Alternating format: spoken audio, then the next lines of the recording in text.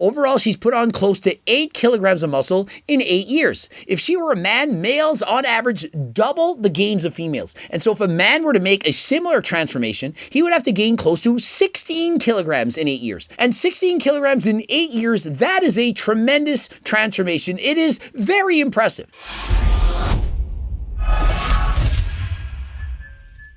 Coach Greg, in today's video, we're doing a natty or not. It's highly requested, and it's on Xi 23. She first began training in 2016, and she's amassed an incredible physique. She's very lean, and people are wondering, did she in fact achieve this in a natural environment? Did she use performance-enhancing drugs? And so she's been training for 8 years. She's only 155 centimeters tall. It's not very tall, but her weight is 49 kilograms, under 50 kg. And so she's not very big, but she is in fact very lean, and she has developed a great body. And so is she 100% natural? And she began as a dancer, and her original weight was 41.6 kilograms. That means she's only gained 7.4 kilograms in about 8 years. That averages about 1 kilogram per year. That is not a lot. Remember, when you have newbie gains, you're going to gain more weight at the start, and then slowly over time, it gets harder. She's shown pictures throughout the years. We're going to look at them and see, is there a point where I think that she used performance-enhancing drugs? I did a video like this on a guy, I'm not going to say who he was, and at one point he gained what looked to be a ton of muscle, was very suspicious. And so I said, I don't think that you're natural. And remember, when I do natty or nots, I'm giving you my best educated guess. It's not 100% factual. I can't know for sure. I'm not her. I could say she's natural and she's not. I could say she's not natural and she is. It's hard to tell. I'm giving you my best guess. Based on her physique, what really stands out the most are her quads. They're very lean, very well shaped, and so perhaps that's why people are saying she's not natural. If she had a higher body fat percentage and perhaps weighed 55 kilograms and the fat was covering her muscles, people wouldn't notice how much muscle she actually has. And so oftentimes when you're shredded, when you're lean, it makes you look much bigger. And so just because she's lean doesn't mean she's on performance-enhancing drugs. And so you can see how lean she is because you can notice her abdominals. She has separated quads. You can see all the muscles. That is a very impressive physique, very low body fat percentage. And so you can see she's posing the quads. She's got duct tape on her leg. Don't know why, but you can see each muscle popping through. Very lean arms, abs, everything showing in great detail. And so in every photo, she's got the same duct tape on her leg. I don't know if that's a tattoo. Is it duct tape? Is she covering a mole? Perhaps she has a tattoo covered with duct tape. I don't know. Check this pose out. The front double biceps. Notice the elbows are in the correct position. Almost never do I see the pose being done right. She's doing it 100% bang on. And so perhaps because she poses her body properly, people are thinking, oh, she can't be natural because she looks so good. Have you ever thought she looks so good because she's posing effectively? Because she has a lean physique? And so you see wide shoulders, biceps higher than the delts, small waist, perfect genetics, great shape, coupled with impressive quads and a lean physique. Of course, that's why you think she's not natural. But as I'm seeing this right now, I still think girl's 100% natural. Can't be sure, but so far, I think she's natural. And so you can see back in 2016, she has an average physique. It doesn't look like she's jacked. She doesn't have a lot of muscle,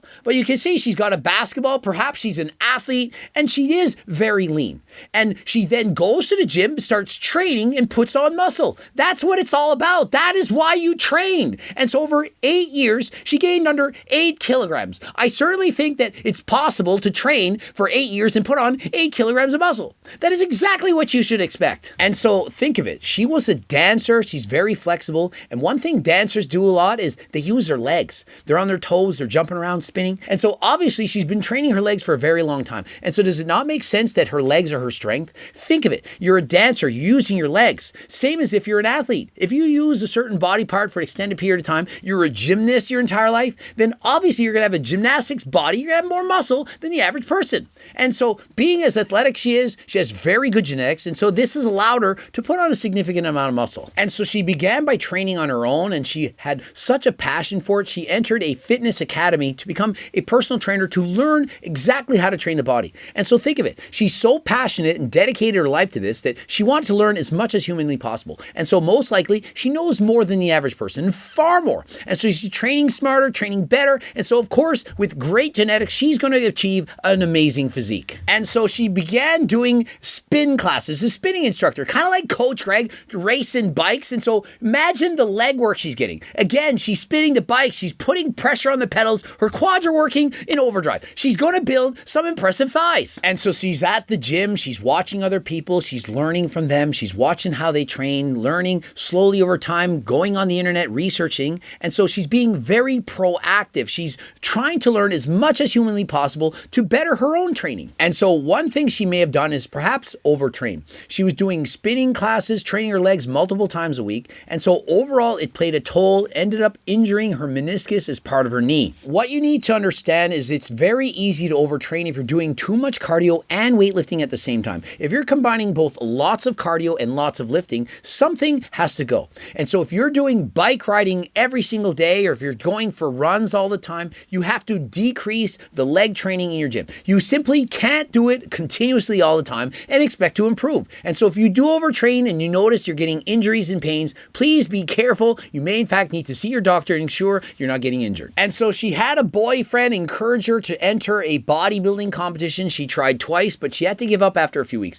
Bodybuilding is not for everyone. She's already lean, but to win a bodybuilding competition, you need to be shredded, to get peeled. And to do that, you have to starve yourself. It's very unhealthy. And so she tried but stopped. And so remember, bodybuilding is not for everyone. I'd rather see somebody be healthy all the time than diet to such a severe extent and then get fat and bulk up after. Better to gain, keep yourself healthy, a healthy body fat percentage all the time, than to get fat and get shredded and fat and shredded year after year. And so remember, for females, same as males, when you diet too much, your hormones are going to go down. You're going to have less testosterone, and this can result in feeling lack of energy, lack of libido, brain fog, having irritability, unable to sleep, and also you're oftentimes eating boring foods, unless of course you get...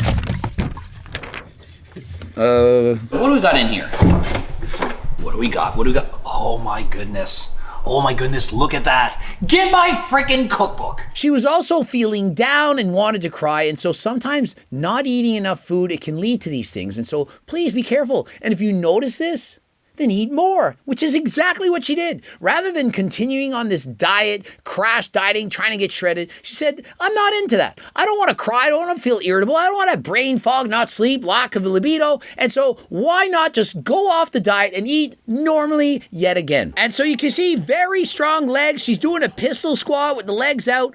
Very strong, clearly been training harder than last time. Here we have updated physiques from several of these years. And you can see from 2016 to 18, normal amount of progression. This is great. 2019 to 2020, slowly putting on muscle, and the trend simply continues. She gets a little bit better each year. This is what training is all about. We don't see a sudden massive amount of difference. We don't see suddenly, oh my goodness, in 2020, she put on so much muscle. I don't see that. I see a normal amount of growth, what you would expect from somebody with great genetics. She's doing everything right. And so from the rear, we see the same progress. Some muscle being built each and every year. We don't see dramatic changes. We know that this is a long-term battle. You're not going to make an amazing change in one single year. This is not what happens in the real world. It takes years to put on muscle, and she's been training for years, and this is the result of that. And her quads, they always look great. Perhaps she's made less improvement on her legs, but I do believe that's because she began at a very high level. She already had made some of those newbie gains from being a dancer.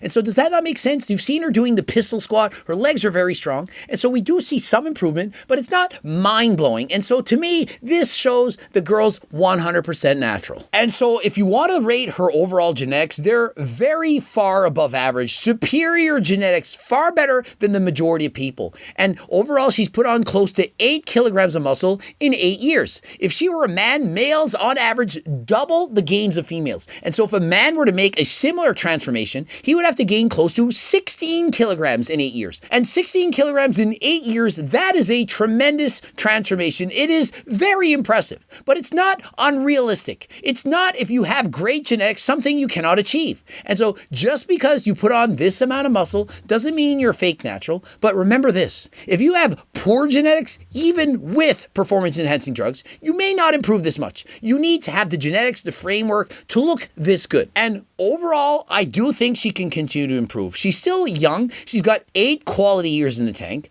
but does not mean she's not going to make any gains. But I do believe it would be very unrealistic to think that she's going to continue to put on 8 more kilograms in another 8 years. As the years go by, it gets harder and harder to continue to add muscle. And so perhaps she has 5 or 6 more years where she can put on 3 or 4 kilograms. But I certainly doubt she's going to put on 8 more, but I do think she can continue to improve. And so in asking her for photos, she said, could you give me some advice on how to prepare for bodybuilding competitions in the future? And so this is what I'm going to say. If you're dieting, stop eating boring foods. If you're eating boring, bland foods, you're going to get sick of the diet. You're not going to have fun. You're going to want to quit. And so, for example, you had my cookbook in Mandarin. You could follow those recipes and it would be much easier to stick to your diet. Now, remember, if you diet too quickly, you're in too large of a calorie deficit. You're trying to cut very fast. You're going to have even less energy than if you diet slowly. And so my advice, take your time. Slowly lose the weight. Perhaps only 0.25 at max, half a kilogram each and every week. The slower you lose the weight, the easier it's going to be. And for your first competition, don't worry about being too shredded. You don't need to be shredded. You already look very lean in the off season. And so if you diet down perhaps just 2 or 3% body fat, you will look good enough to place or perhaps even win the competition. Don't put too much pressure on yourself. Do the best that you can do. Compete for the first time. And if you like it, then worry about competing even leaner the next time. And so one of her concerns, which is the same concern for almost anyone, is once you get very shredded, you look a little bit more skinny.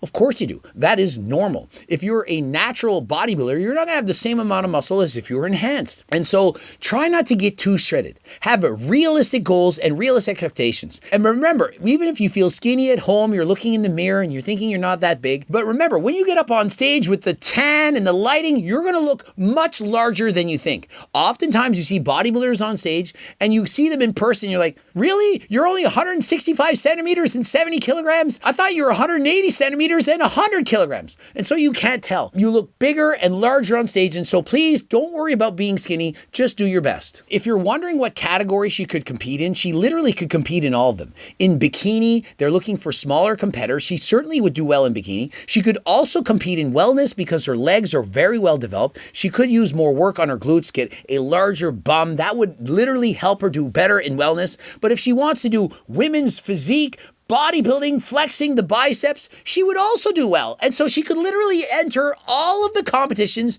and do well in all of them. And so pick the category of your choice or do all of them. Do it for fun, have fun, enjoy it, compete in everything. And after that, after your first competition, you can then go in the one that you want. Don't forget, buy the friggin' cookbook. It's in Mandarin. How could you not get it? And also coaching plans. Please click the link in the description. And until next time, I am out.